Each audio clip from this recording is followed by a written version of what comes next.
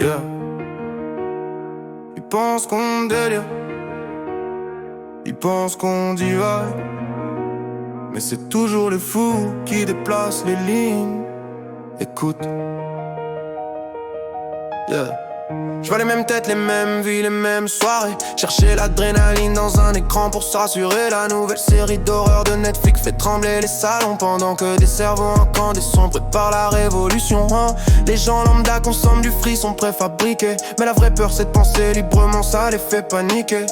On préfère suivre que créer, regarder que risquer. On critique ceux qui bougent alors qu'on n'ose même pas respirer. Le monde change sous leurs yeux mais ils sont trop coupés à compter les épisodes plutôt que leurs propres idées. Pendant qu'ils attendent la saison 2 pour vibrer, les fous construisent demain avec des visions démesurées. Les fous peuvent changer le monde, c'est écrit dans les veines. Pendant que la foule s'endort devant son écran sereine, les rêveurs réveillés bougent pendant que d'autres stagnent dans un monde qui tourne trop vite pour les esprits lambda. Les fous peuvent changer le monde parce qu'ils voient plus loin que l'horizon des ondes.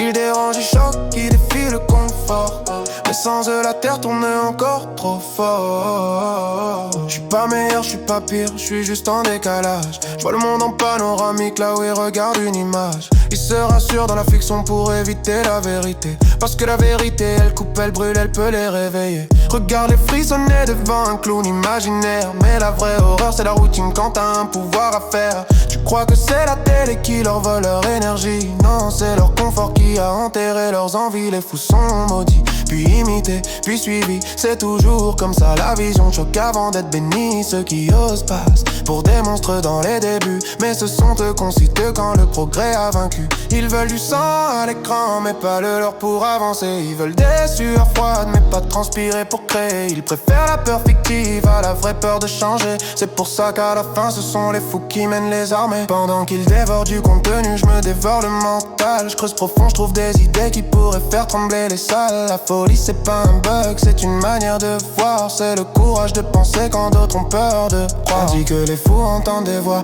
mais moi j'entends des visions, des futurs possibles, des chemins qu'on refuse pour la télévision. Le monde appartient à ceux qui dépassent l'ordinaire, à ceux qui osent parler quand le silence est légendaire, à ceux qui se lèvent quand la foule est inerte, à ceux qui prennent le risque d'être différents sur cette terre. Alors laisse-leur dès la série qu'ils choisiront ce soir. Toi écris ton histoire, même si ça doit faire peur à voir. La vraie horreur c'est de mourir sans avoir vécu.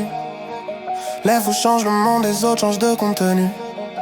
Les fous peuvent changer le monde pendant que les lambda regardent l'épisode suivant. On crée dans l'ombre ce qu'ils comprendront plus tard, parce que les visionnaires illuminent même dans le noir.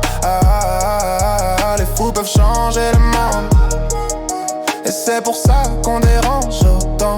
Le génie a souvent la forme de la folie, mais c'est cette folie-là qui réécrit la vie. Yeah. Regarde l'histoire, ce sont jamais les spectateurs qui l'ont écrite. Toujours ceux qui osent, toujours ceux qu'on traite de fous.